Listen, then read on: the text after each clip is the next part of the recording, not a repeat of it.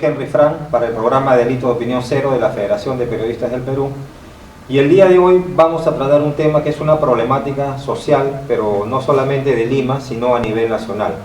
Para ello hemos invitado a los representantes del Centro Nacional de Jubilados y Pensionistas del Perú, CENAJUPE, quienes promueven y defienden lo que es la vigencia y el cumplimiento de la Ley 19.990 y Ley 18.846. Está con nosotros el señor César Ferrer López, presidente de esta organización, y nos acompañan también representantes de la misma, el señor Luis Juárez Anicama y Jorge Gutiérrez Rafael. Muy buenos días a nuestros invitados, gracias por aceptar esta invitación. Buenos días, señor Henry Frank, muy amable por su invitación. Esperamos que a través de ella poder llegar a todos los rincones del país para que los jubilados y pensionistas estén al corriente de las gestiones que estamos realizando y que de esa manera también se sumen a las acciones que se requieren que hagamos para poder llegar al gobierno, que hasta ahora hace oídos sordos a nuestras demandas. Muy bien, a manera de introducción para los federados a nivel nacional que nos están escuchando en el Perú y también afuera de la frontera del Perú, coméntenos un poco cómo se crea esta organización. Estoy revisando aquí un volante que ustedes distribuyeron en la sociedad civil con motivo de la marcha que realizaron el 15 de julio y dice que fue fundada el 1 de junio de 1989. Estamos hablando del primer gobierno de Alan García. ¿Pueden ustedes comentarnos o describirnos para los cibernautas y radioescuchas en qué circunstancias se crea esta institución? Claro, históricamente este año cumplió 26 años de fundada esta institución, que se creó con los objetivos de representar los derechos e intereses de todos los jubilados y pensionistas adscritos a estos regímenes. Si bien las diferentes juntas directivas que han transitado por la institución han hecho los mayores esfuerzos por conseguir los beneficios que corresponden, no siempre han tenido éxito. Realmente hay una insensibilidad social por parte de los diferentes gobiernos desde hace 26 años. Correcto. Bueno, habiendo hecho esta introducción, entonces vamos al tema de fondo. Ustedes realizaron una marcha el miércoles 15 de julio del presente año en la Plaza San Martín. Coméntenos, por favor, cuál ha sido la finalidad de esa marcha, a qué instituciones ustedes han convocado y cuáles son los resultados que ustedes han tenido como consecuencia de este movimiento. Nunca hasta ahora con resultados positivos. El 13 de noviembre también hicimos una marcha de la misma naturaleza y lamentablemente los funcionarios del Ministerio de Economía y Finanzas son los que mayor insensibilidad demuestran. En esta oportunidad hemos dejado, tanto en el despacho de la Presidencia del Consejo de Ministros como en el Ministerio de Economía y Finanzas, nuestras inmediatas demandas, sobre todo de carácter económico, porque aunque parezca mentira, el último aumento de pensiones que se nos hizo fue con fecha 1 de septiembre del 2001. O sea, hace exactamente, dentro de 2 meses va a ser exactamente 14 años que seguimos con el mismo importe de la pensión de entonces. Obviamente, estas pensiones se han deteriorado al nivel de pauperización y, como fácil es comprender, no nos alcanza pues para subsistir. El gobierno proclama permanentemente la inclusión social, que es el lema que caracteriza, según dice al gobierno, la erradicación de la pobreza, pero realmente pareciera que los jubilados y pensionistas no formamos parte de esta sociedad, porque si 14 años no nos aumentan, todos los precios suben y sin embargo nosotros, ¿cómo vamos a poder seguir subsistiendo?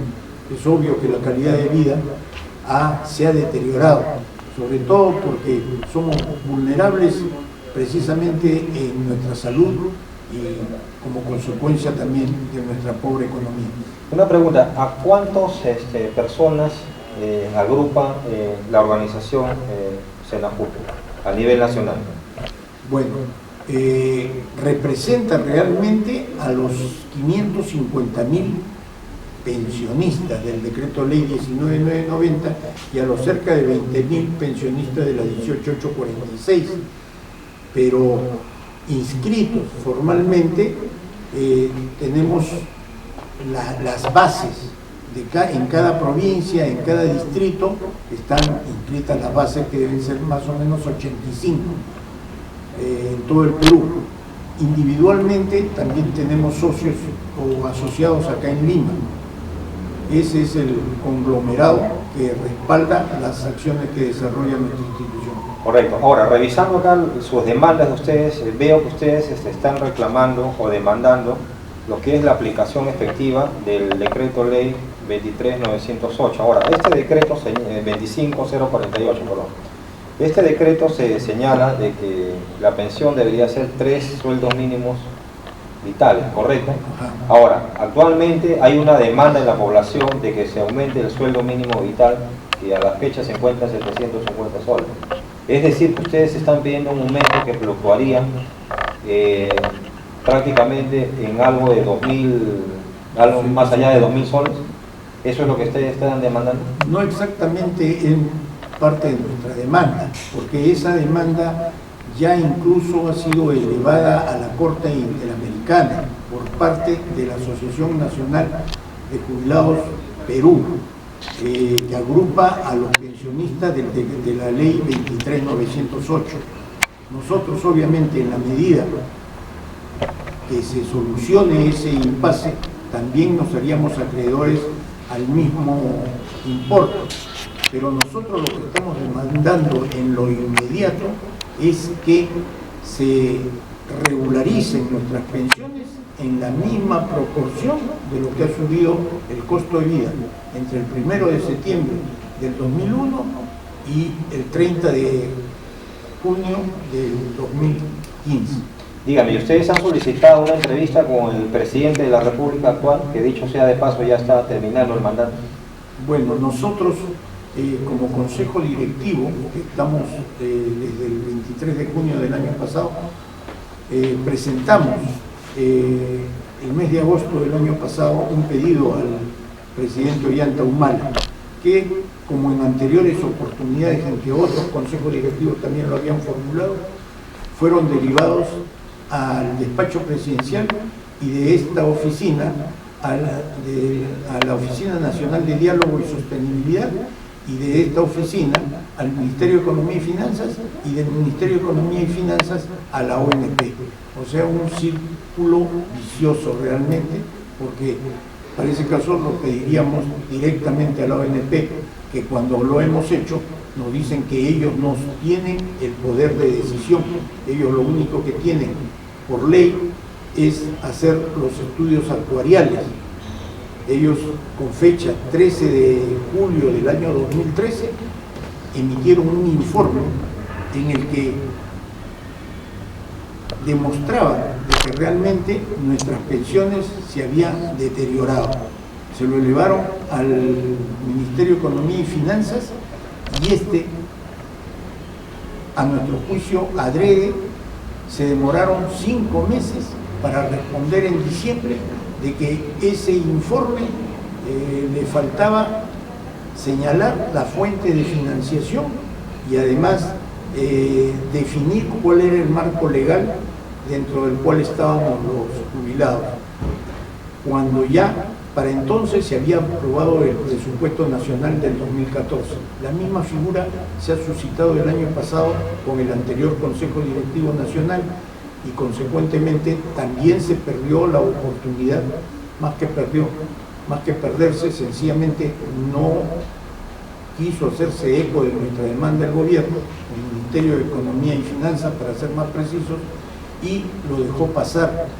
Así que en esa medida es que ahora nosotros no hemos acudido al presidente de Perú, sino hemos ido directamente al primer ministro, haciéndole ver que si sus palabras sus ofrecimientos son coherentes, o si sus actos son coherentes con sus palabras, entonces atenderá pues nuestras demandas. Y lo que le estamos pidiendo al primer ministro Pedro Cateriano es que nos dé una audiencia, no para formularle a él los reclamos, porque estos están contenidos en el pliego de reclamos que le hemos presentado al Ministerio de Economía y Finanzas, sino para que se entere de cómo nos vienen tratando todos los años, porque esta es una réplica de lo que anualmente se nos han venido rechazando todos nuestros pedidos a lo largo de 14 años. Comprendo. Dígame, pero dentro de toda esta realidad que usted me acaba de describir, yo puedo inferir de que entonces aquí estamos ante una obligación de hacer por parte del Estado peruano frente a ustedes. Ahora, una obligación de hacer generalmente se lleva en un proceso civil, salvo que esa obligación de hacer de alguna manera vulnere un derecho constitucional. Entonces mi pregunta es la siguiente: ustedes como organización que agrupan aproximadamente a 600.000 beneficiarios a nivel nacional, y que estos beneficiarios pueden seguir incrementándose conforme se aumente la suma de pensionistas, ¿ustedes han interpuesto alguna acción legal contra el Estado peruano para que cumpla con esta obligación, ya sea en un proceso civil, o no sé si es una acción de cumplimiento o una acción de amparo? No, específicamente. ¿Por qué? De manera judicial no lo hemos hecho todavía, por la sencilla razón de que cuando el gobierno, a través del Ministerio de Economía y Finanzas, argumenta de que el Sistema Nacional de Pensiones está quebrado, pues bien, o que está desfinanciado, tenemos que hacerle presente cuál es la razón por la que está desfinanciado. En principio, porque los diferentes gobiernos desde 1980 han tomado indebidamente e ilegalmente los fondos del Sistema Nacional de Pensiones para aplicarlo a diferentes rubros, y de eso no lo han repuesto, de tal forma que es el Estado el responsable, no los gobiernos, sino el Estado es el que tiene que reponer esa deuda, así como se preocupan los diferentes gobiernos de cumplir con el pago de la deuda externa, también debieran de preocuparse de cumplir con el pago de la deuda interna. Javier Silva Arruete, cuando ocupó la cartera de Economía, expuso ante el Congreso de que aproximadamente el Estado debía 40.000 millones de dólares al Sistema Nacional de Pensiones. Eso, se formó una comisión investigadora en ese entonces, pero lamentablemente no tenemos todavía los resultados de esa investigación, pero es obvio que si eso estuviese dentro del Fondo Consolidado de Reserva, podría cubrirse la demanda que no cumple con hacer las aportaciones a las que por ley está obligado. Correcto. Dígame, ¿y ustedes, dentro de todo este panorama, están evaluando la posibilidad de recabar firmas para hacer un referéndum y para que el Estado cumpla con su obligación, como lo hicieron en ese momento los fonavistas? Sí, definitivamente. ¿Se han acercado ya a la OMP, en el proyecto, o simplemente están en una etapa de evaluación? Tal vez lo segundo, porque lo prioritario ahorita es ver cómo sobrevivir, y para poder sobrevivir y hacer lo que corresponde, requerimos que en lo inmediato se evalúe esta posibilidad de que se nos haga el aumento. El Ministerio de Economía y Finanzas dice que está solventando la planilla mensual de los jubilados de la 19.990 según ellos, en un 60%. Pues bien, ¿por qué lo hacen?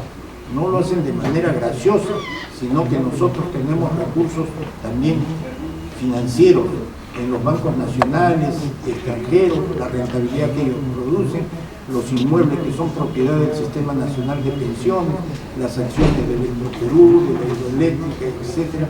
Entonces, ¿para quién va a quedar esos recursos cuando ya los jubilados no estemos acá?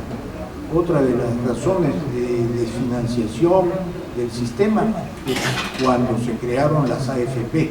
Obviamente, si había un fondo común y emigraron la mayoría de los que en ese momento estaban trabajando hacia las AFP, se ha desbancado prácticamente el sistema, pero el Estado tiene la obligación y debe cumplirla.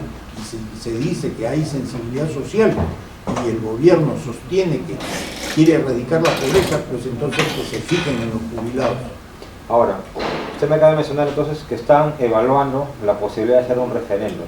Entonces, cuando hablamos de un referéndum, hablamos de un poder ciudadano de democracia directa, es decir, que los ciudadanos que no se sienten representados por las autoridades y no son escuchados por las autoridades, recurren al referéndum, porque el referéndum es la expresión del pueblo y el pueblo es el soberano del poder, ¿correcto? Por lo tanto, el pueblo tiene más poder que las autoridades, que el poder ejecutivo o el poder legislativo en este caso. Y eso me lleva a hacerles la siguiente pregunta. Ustedes representan aproximadamente a 600.000 personas y ahorita estamos en un año electoral. ¿Hay algún ya candidato o precandidato presidencial que los ha convocado para hablar con ustedes? Porque ustedes representan pues 600.000 electores, es algo significativo, ¿no? Que puede decidir no solamente el sillón presidencial, sino también un buen número de curules parlamentarios. Entonces ustedes en este año que ya está comenzando a calentar, han sido invitados por algún candidato, ya sea de, no sé, del APRA, de Perú Posible, de PPK o de Fuerza Popular o algún otro.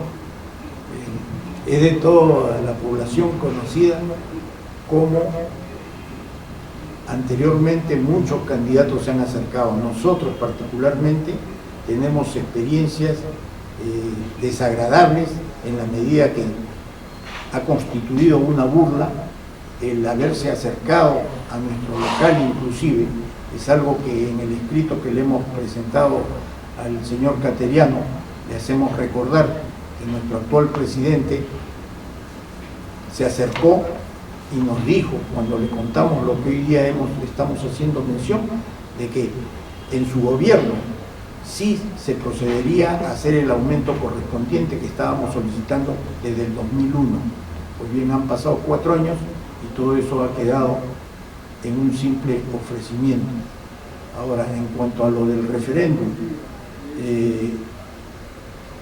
no deja de ser un ideal que realmente el poder del pueblo se traduzca a través de las ánforas, pero constituye solamente un ideal, porque en la práctica hemos visto cómo cuando se consiguió que se devolviesen los fondos de FONAVI, ha sido una burla, porque se está devolviendo 1.890 soles como máximo, cuando asciende en el mayor porcentaje de los fonavistas a una cantidad mayor que se les descontó. Entonces esto realmente constituye una burla y nos preguntamos hasta qué punto verdaderamente el referéndum puede satisfacer esa expectativa del pueblo. Comprendo. Bueno, vamos a darle el uso de la palabra al amigo Luis Juárez Anicama. Amigo Luis Juárez, ¿cuál es su opinión de que no se está cumpliendo esta norma legal que debe beneficiar a los pensionistas del 19.990 y sin embargo paralelamente el actual gobierno presidido por el señor Ollanta Humala Tazo está impulsando ya una pensión para discapacitados? ¿Cuál es su opinión al respecto? Mi opinión fue cuando yo llegué a Serajupe en 2003, fui de mi base llevando un planteamiento de que nuestro reclamo nunca es escuchado. Entonces, que hacerlo mediante el Poder Judicial se ha denegado recurrir a los derechos internacionales de derechos humanos. Entonces, pero a veces en la directiva, por a veces desconocimiento, no se ha llegado a efecto, pero yo siempre he insistido con documentos, inclusive tengo a veces acá breve, donde dice acudir al Poder Judicial. Entonces, pero de 2003 al 2015 ya nos estamos poniendo viejos ya, y sin esperanza de que un gobierno que ingrese tenga esa sensibilidad de ayudarnos nosotros. ¿Cuánto hemos pagado yo a favor del Estado? Que mediante nuestro dinero se hayan construido tantos edificios. Y entonces estamos sufriendo estas consecuencias de los gobiernos abusivos. No dijeron que nosotros como mayores, adultos mayores, de acuerdo a la ley 28.863, no sé, pertenecíamos para los reclamos al Ministerio de la Mujer, pero todo documento no lo dan, no le dan trámite, no o sea, le dan prácticamente va al mundo de la tramitología. sí. Perfecto. Bueno, vamos a conversar ahora con el amigo Jorge Gutiérrez Rafael, y para ello, amigo Jorge, permítame hacer la siguiente mención. Nosotros en el país contamos con la Defensoría del Pueblo, que es un organismo autónomo, ¿no? Reconocido, un organismo constitucional. Entonces, una de las principales labores de la Defensoría del Pueblo es intervenir para que se dé solución a una petición, correcto, de un ciudadano o un grupo de ciudadanos ante una institución pública por la demora en la gestión o la respuesta de un determinado ente público. Mi pregunta es, bajo ese criterio, ¿ustedes han recurrido a la Defensoría del Pueblo para que esta institución, como órgano encargado de velar por los derechos de los ciudadanos y ciudadanas a pie, intervenga a solicitud de parte, en este caso sería ante el Poder Ejecutivo, llámese la Presidencia de la República, llámese el mismo despacho presidencial o el Ministerio de Economía y Finanzas? ¿Han recurrido ustedes a la Defensoría del Pueblo?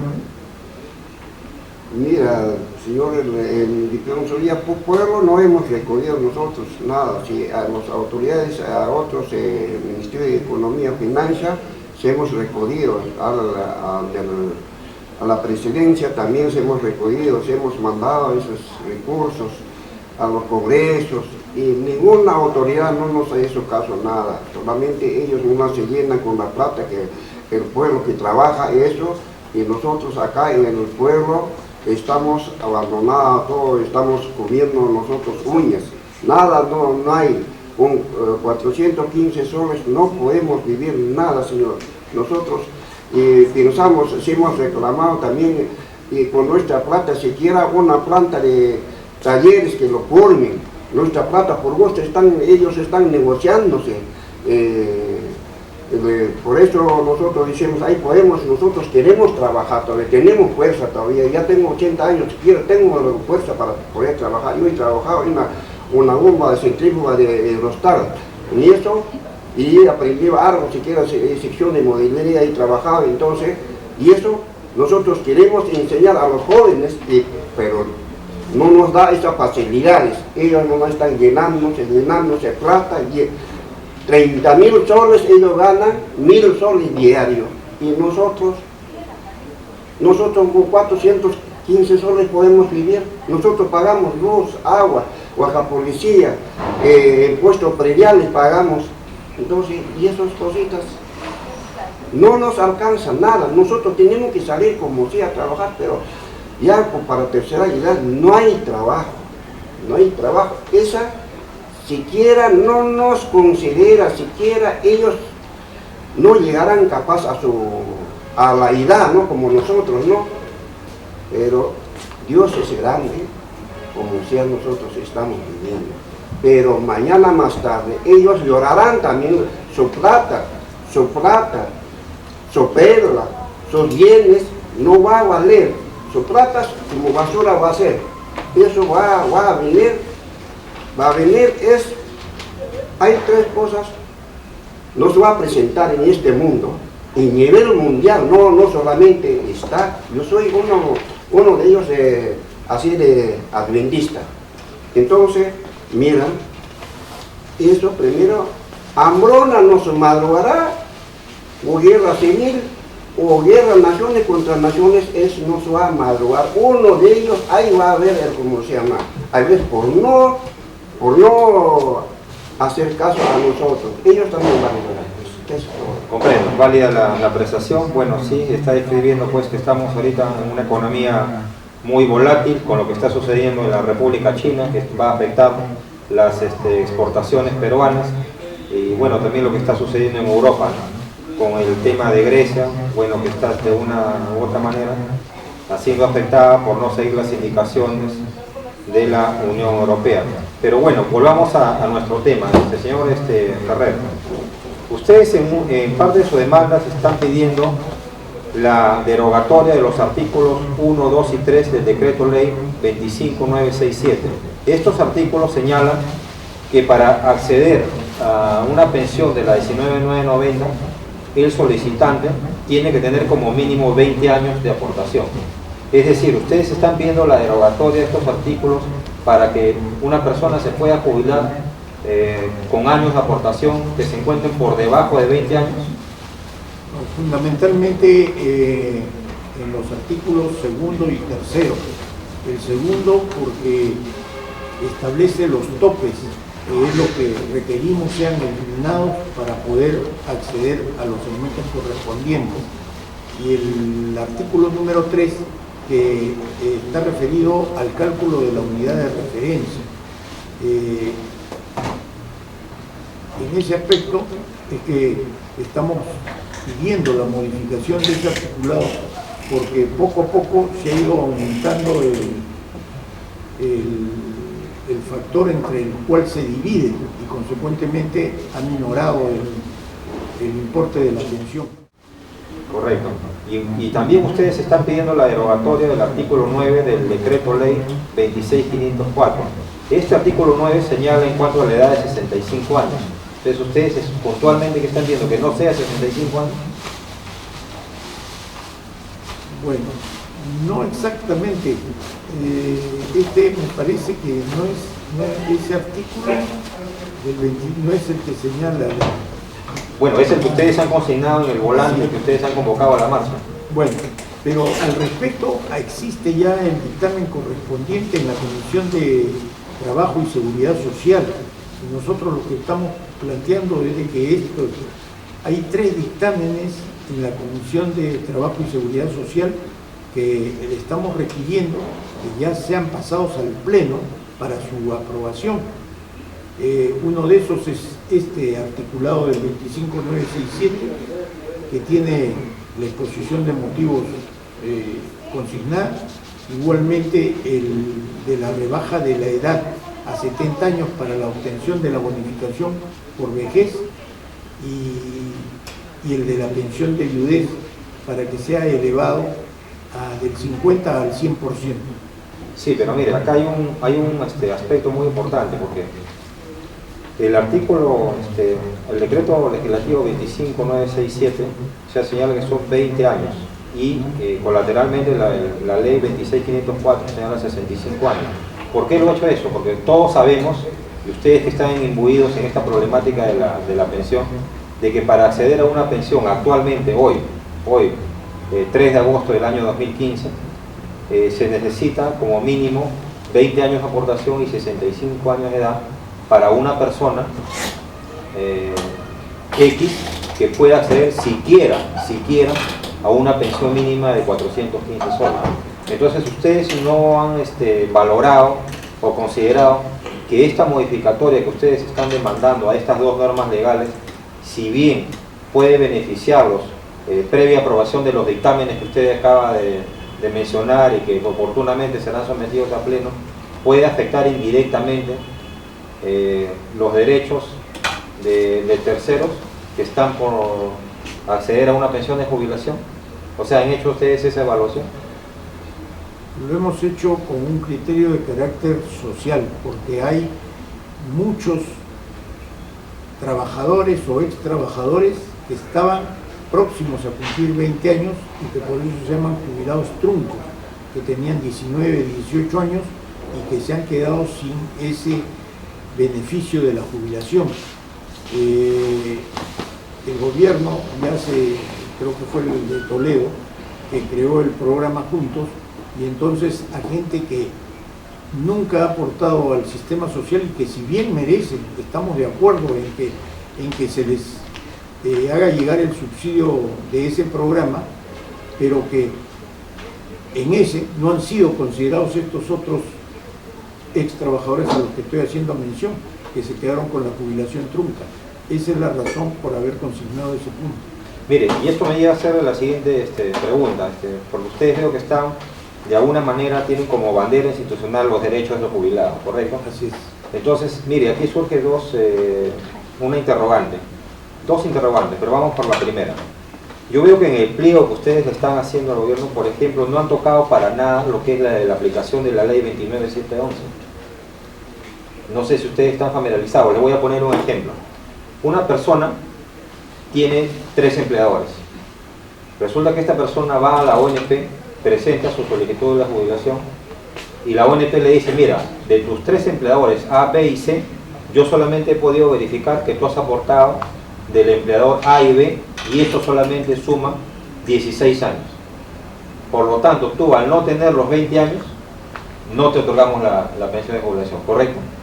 Pero dice, la ley 29711, dice lo siguiente, aquel administrado que solicita la pensión de jubilación y no llega a los 20 años, pero la ONP ha comprobado el vínculo laboral con un empleador, más no las aportaciones, se le debe aplicar la ley 29711, si con esa aplicación que obliga a la ONP a reconocer 4 años, sin que medie planilla o certificado de trabajo, solamente el vínculo laboral, la ONP deberá aplicar esta norma si con esos 4 años, adicionado a los años que tiene el solicitante, debidamente probada con aportaciones, o sea, que haya pasado el filtro, llega a los 20 años y con eso obtiene la jubilación mínima.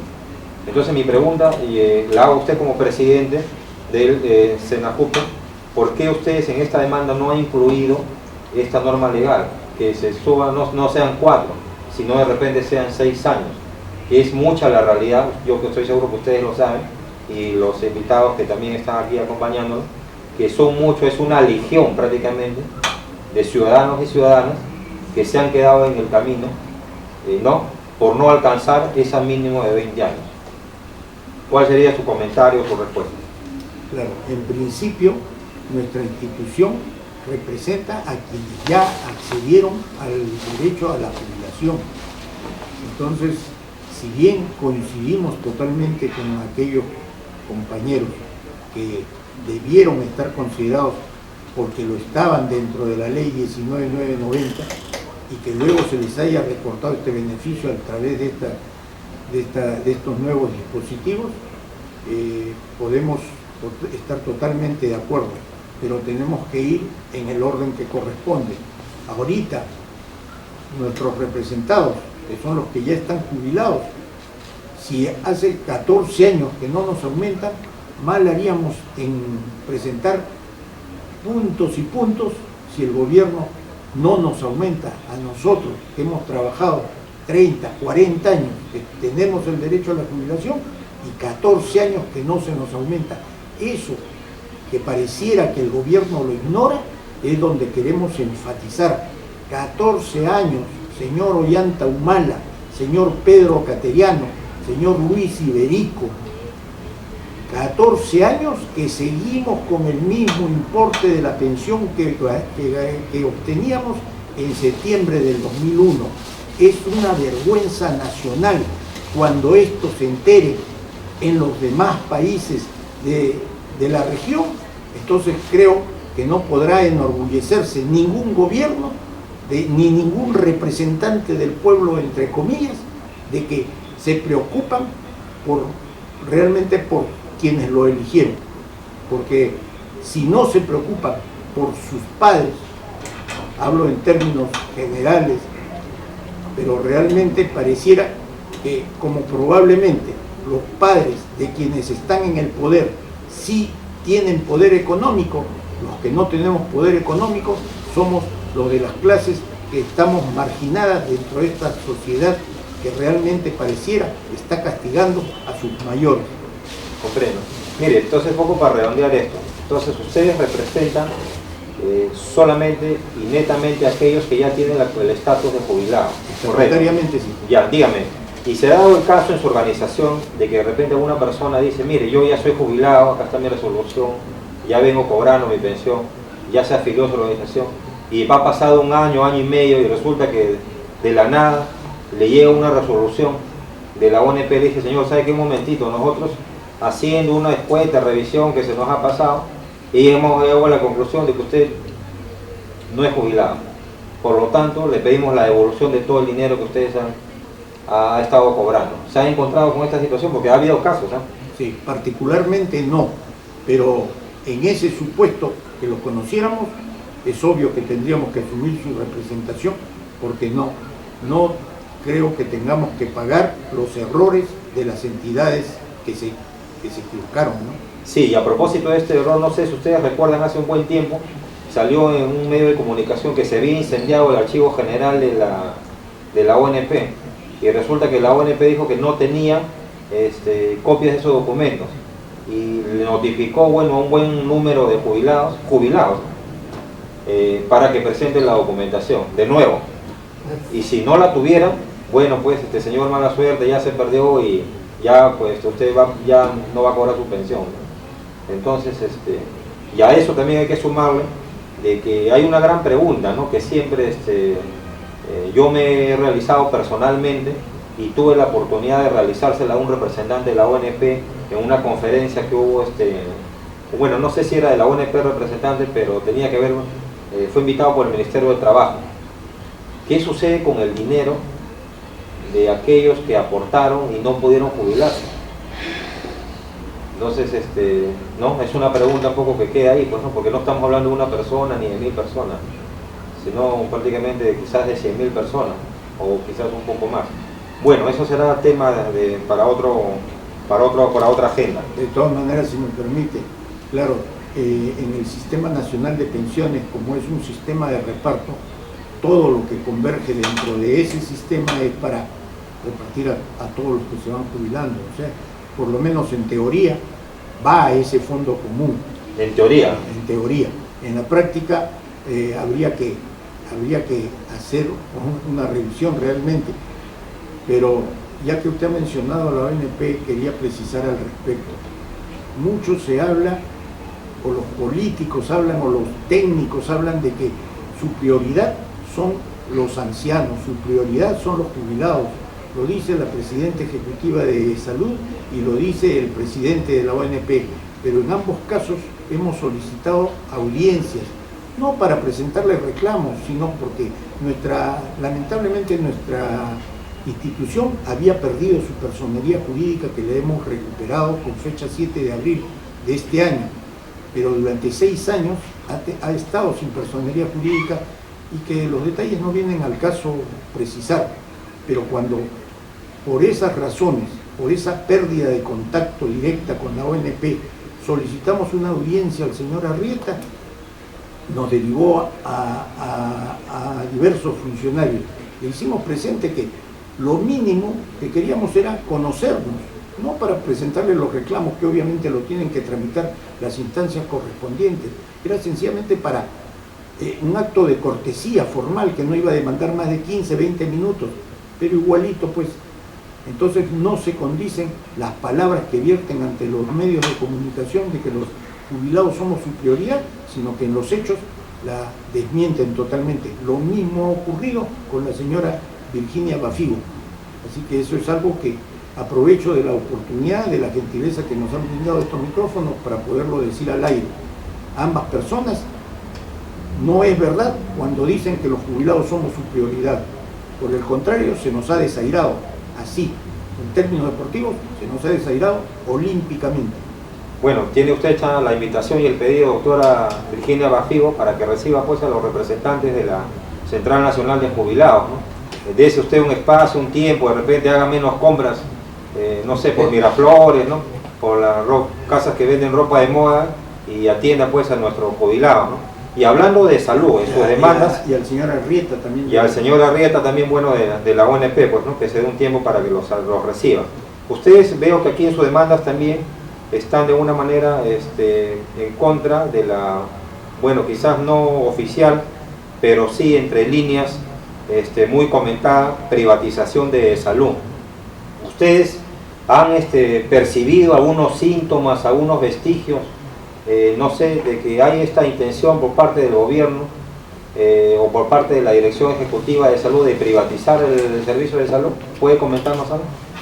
Nosotros mantenemos contacto permanente con diferentes dirigencias de los diferentes sindicatos que existen en salud, porque hasta donde sabemos existen 11 sindicatos de médicos, enfermeras, personal administrativo, obstetrices, etcétera, etcétera. Con ellos nos mantenemos en contacto y sabemos verbalmente de los negociados, entre comillas, que se hacen y que lo denuncian a través de sus boletines. Pero en lo particular, nosotros lo que sabemos es que en el Perú, tal como se comprueba diariamente en los medios de comunicación, la corrupción es algo que está institucionalizado realmente, de tal forma que cuando se habla de tercerizar los servicios o de privatizar esa salud, inmediatamente surge la suspicacia de quién será el beneficiado. Si vamos a ser los asegurados, excelente, pero si lo que se busca es propiciar la satisfacción de intereses personales, porque las empresas que salen beneficiadas con la tercerización o que asumen la privatización son parientes de los políticos de turno o de las autoridades de las diferentes dependencias también de turno. Eso es lo que podría decir respecto de esas posibilidades de corrupción que día a día vemos cómo destruyen el sistema democrático del país. Bueno, de salud ya quizás no hay una tercerización oficial y al 100%, pero sí hay ciertos servicios que actualmente presta de salud y que ya están tercerizados, ¿no? Uno de ellos es, por ejemplo, solicitar una cita, ¿no? Solicitar una cita ya sea vía telefónica o a través de los servicios de recepción de salud. No son personal de salud, ¿no? Son personal de servicio. Ahora también hace 2 o 3 días me parece salió una publicación en el cual se está advirtiendo de que si el Perú firma un tratado internacional correría riesgo los medicamentos genéricos, que se elevarían su precio sustancialmente. Ahora, agregado eso, pues en el salud, últimamente, que no es ningún secreto tampoco, hay algunos ciertos cuestionamientos a la manera en cómo se adquieren los medicamentos, ¿no? No sé si usted puede compartir alguna información que de repente haya llegado a sus oídos. Como información precisa de repente no, pero en términos generales lo que sí podemos decir es que mientras salud no recupere su autonomía como corresponde, porque está ahí FONAFE, que no tendría por qué salud depender de FONAFE, y como consecuencia de ello la presidenta o el presidente ejecutivo es nombrado por el gobierno, entonces se presta pues a que no haya realmente una autonomía. El Consejo Directivo de Salud es solamente en la forma, pero en el fondo quien decide todo es la presidenta, en este caso la presidenta ejecutiva. ¿Qué ganamos con que se cambie de presidente ejecutivo, como parece que reclaman todos los sindicatos de salud, si igualito quien venga, sea hombre o mujer, va a depender del ejecutivo? Entonces, por ahí creo que no va la cosa. La cosa es sacar a FONAFE de salud para que recupere su autonomía y para que pueda decidir no en favor de intereses de terceros, sino en favor de los asegurados. Entonces el Consejo es prácticamente un convidado de piedra. No hay una real y efectiva participación, fiscalización o supervisión de parte de los asegurados. Definitivamente, sí. Y tan es así que hasta donde ha trascendido una información que se va a reducir el número de ese consejo directivo de 9 a 5 y que en lugar de que tal como hay ahora un representante de los trabajadores de la actividad privada, un representante de los trabajadores de la actividad pública y un representante de los pensionistas, en adelante solamente haya un representante de estas tres fuerzas laborales y pensionarias incluidas, ¿no? O sea, lo que ellos quieren prácticamente son integrantes del consejo que digan sí señor a todo. Que probablemente ya se esté dando en la práctica. Ahora, ante esto, ¿se va a tomar alguna medida judicial? De repente, no sé, alguna acción de amparo por amenaza de un derecho. ¿Han consultado? Sí. ¿Ustedes están evaluando esa posibilidad? Sí, le repito, nosotros hemos sido recién reconocidos el 7 de abril y ahorita lo prioritario es lo del aumento. Al FONAPU, que ustedes también están viendo esto, ¿cuáles son específicamente que ustedes están precisando? O sea, que les reincorporen lo que les corresponde por ley. Sí, el FONAPU se cerró lamentablemente y originalmente pues estaba supeditado a que no necesariamente tenía que ser 640 soles al mes, sino que dependía del importe de las utilidades de estas empresas que generaba ese fondo. Pero cuando se ha pasado al sistema pensionario, que ha sido realmente un ardid solamente para poder de esa manera justificar una supuesta pensión mínima, pero nuestra demanda está en que el FONAPU sea restituido. Quiero tocar con ustedes otro punto muy importante. Actualmente, cuando una persona cumple 80 años de edad, puede solicitar a la ONP un incremento, ¿correcto? No, automáticamente le corresponde la bonificación por vejez, que equivale al 25%, pero es un mínimo de jubilados que llega a esa edad. Estadísticamente pues es bajísimo, por eso es lo que estamos solicitando, que la Comisión de Trabajo y Seguridad Social vea el dictamen que al respecto hay, con su correspondiente exposición de motivos que justifica que esta bonificación no sea a los 80 sino a los 70 años de edad. Claro, mire, o sea, es un incremento, correcto, a través de una bonificación. Así es. Pero si bien es cierto que es automático, como usted lo señala, eso es en el papel, porque siempre la persona, el administrado, tiene que hacer su gestión para que sea declarado. Bueno, he conocido muchos casos que han tenido que solicitarlo. Han tenido 85 años, 86 años y no les ha llegado el bono. Han tenido que presentar su escrito, llevarlo a mesa de parte de la ONP y esperar ahí prácticamente. O sea, es una gestión, o sea, es una tramitología. Sí, o sea, no es, o sea, que el funcionario de la ONP y toca la puerta y dice, señor, usted acaba de, ayer ha sido su cumpleaños, usted ha cumplido los 80 años y acá está su bono. No es así tampoco, ¿no? Claro.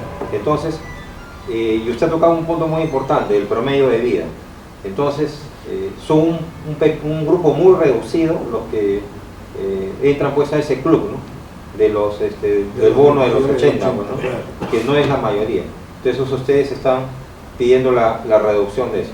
Bueno, discúlpeme, sí. Ahí no, eso equivale a lo lírico que representa que en el caso de las AFP se les considere una pensión de por vida teniendo como límite los 107 años, a sabiendas de que sería un milagro que alguien llegue a esa edad. Igualmente, para poder obtener esta bonificación por vejez, que llegue a los 80 años, repito y pongo énfasis en eso, que son poquísimos los que llegan, y que esto tendría que ver ya de carácter de urgencia, inmediato realmente, para que pueda darse esta bonificación a los 70 años de edad.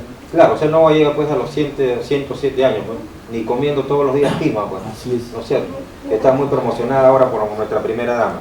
Bueno, dígame, quiero hacer una pregunta al señor Luis Juárez. ¿Ustedes están contemplando como organización la posibilidad de presentar una lista al Parlamento? O sea, para que algún representante o algunos representantes del sector adulto mayor o de los pensionistas tengan un espacio de representación. Le digo esto porque de todo lo que ustedes han expuesto durante el programa, aquí estamos hablando de decisión política, correcto, y cuando nosotros hablamos de decisión política, estamos hablando de poder. Entonces el poder se tiene directa o indirectamente. Y generalmente los que tienen el poder indirectamente, que son los ciudadanos, los representados, no tienen pues mucha discrecionalidad, ¿no?, para decidir las cosas. Entonces se ha dado mucho el caso de organizaciones que han empezado como ustedes, con una demanda o un pliego de demandas, y después de ello prácticamente se posicionan ya para apuntar a la toma del poder. Un ejemplo, para no ir muy lejos, es de los fonavistas, ¿no?, que una vez logrado el objetivo de las firmas, ¿no?, y que se llevara a referéndum, ahora ellos están embarcados en un proyecto ya de electoral para tomar el poder, pues, ¿no?, y a partir de ahí hacer las medidas correctivas que de una u otra manera beneficie pues a su legión de integrantes. Entonces ustedes han evaluado la posibilidad de algún proyecto político, ya sea directamente o indirectamente. Bueno, de forma individual, yo vengo... Acérquese un poquito del micro, por favor. En forma individual, del año 2003, vengo promoviendo por escrito a la junta directiva de Senajupe. Ya, o sea, usted como integrante de Senajupe, o sea, usted sí está promoviendo Sí. esta propuesta para que Senajupe participe en estas próximas elecciones generales. Sí, porque inclusive le estaba sugiriendo... ¿Solamente al Congreso o también de repente un candidato a la presidencia? No, al Congreso. Al Congreso, ya. Hoy día le dije así verbalmente al presidente, y si hubiese habido reunión en la mañana también le iba a proponer con un pedido, porque lamentablemente que cuántos meses tiene 14 años y todo nuestro reclamo va al archivo, sea cualquier instancia, el Ministerio de Economía, Primer Ministro, van al archivo. Aparte nos sacan con la mesa de diálogo. Cada año nos hacen mesa de diálogo, tenemos que ir y al final no hay presupuesto. Entonces, bueno... O sea, ¿para qué van a dialogar si no hay plata? Es un poco así la respuesta, ¿no es cierto? Sí, Ya. siempre. Entonces, mire, más lo que vamos 9 de la mañana, salimos a las 12, 1 y al final meses y no conseguimos nada. Ya. Y bueno, mi idea, ¿no? Dios quiera que se pueda concretar mediante la política, ¿no?, salvo lo que pueda manifestar nuestro presidente de lo que estoy opinando en este punto, ¿no? Correcto. Bueno, señor presidente de la Senajupe, ustedes ya han hecho una marcha el 15 de julio, ¿correcto? Y ahora, ¿cuáles son las siguientes acciones que ustedes ya tienen en agenda para este mes de agosto? No sé si de repente para los meses venideros ya, teniéndose en cuenta de que pues ya todos los candidatos y precandidatos ya están pues arrancando o calentando motores, ¿no? Ya estamos viendo en las redes sociales ya publicidad de PPK, de Keiko Fujimori, algunas declaraciones de otros candidatos. ¿Ustedes han programado algunas otras actividades, marchas, etcétera, o se van a abstener hasta después de las elecciones, se van a mantener al margen? ¿Cuál va a ser la posición de ustedes ya institucionalmente? Bueno, repito, institucionalmente nuestra prioridad está enmarcada en la consecución de este petitorio. Y qué mejor apoyo que pudiera darnos quienes están actualmente en uso del poder y que probablemente van a candidatear. La mejor demostración de acercamiento hacia esta masa de jubilados de 600.000 que representarían ese mismo número de votos sería pues atender este petitorio, atender esta demanda de que se rebaje la edad para la bonificación de vejez. Por ahí creo que va la cosa, porque serían hechos concretos. Los demás que son candidatos, como les repito también, ya tenemos amarga experiencia. Han venido, han ofrecido el oro y el moro, y a la hora de los loros no han hecho absolutamente nada, incluido el actual gobierno, pero anteriormente también el APRA y Perú Posible. Así que lo digo con toda claridad. Creo que quienes están actualmente en el gobierno y que probablemente quieran candidatear, esta es la mejor opción de poderse acercar al pueblo, fundamentalmente a sus mayores, que somos los jubilados y pensionistas. Bueno, entonces creo que está claro el mensaje para el actual gobierno de turno, que está en este último año. Está claro también para los precandidatos y candidatos a ser elegidas nuevas autoridades a partir del 28 de julio del 2016. Y bueno, solamente pedirle, usted, señor presidente, César Ferrer López, sus palabras finales para este programa de Delito de Opinión Cero. Usted puede dirigirse a las personas que lo están escuchando a nivel nacional, a través de la Federación de Periodistas del Perú. Gracias, señor Henry Frank. A los compañeros que estén escuchando y a los que hayan de escuchar la retransmisión posteriormente, también el mensaje quiero ampliarlo, pues efectivamente, no solo a las autoridades que actualmente están en el poder, sino efectivamente a aquellos candidatos que, si bien no están personalmente aún en el poder, pero que tienen probablemente bancadas de congresistas que los respaldan, o que hay detrás de ellos también autoridades del Poder Ejecutivo que también podrían apoyar este justo pedido de los jubilados. Gracias, señor Henry Frank. A todos los compañeros jubilados del país, manténganse a la expectativa, porque nuestra próxima marcha no solamente va a tener repercusión en el ámbito nacional, sino que estamos seguros, sin querer anticipar medidas drásticas, de que lo que ocurriese, el que hubiese que lamentar, será responsabilidad de las autoridades, concretamente del Poder Ejecutivo, porque los jubilados ya están muriendo de hambre en las camas de los hospitales o en su casa, pero hay quienes quieren ya morir así, por propia iniciativa, ante estos oídos sordos del Poder Ejecutivo. Muchas gracias, señor Henry Frank. Bueno, gracias a nuestros invitados, al señor César Ferrer López, presidente de la Central Nacional de Jubilados y Pensionistas del Perú, a los señores Luis Juárez Anicama y Jorge Gutiérrez Rafael, quienes también acompañaron como miembros de dicha organización. Bueno, me despido de ustedes hasta el próximo programa. Fue Henry Frank para el programa Delito de Opinión Cero de la Federación de Periodistas del Perú, con la colaboración del colega Roberto en los controles y Noemí Guamán en cámara. Gracias, será hasta el próximo programa.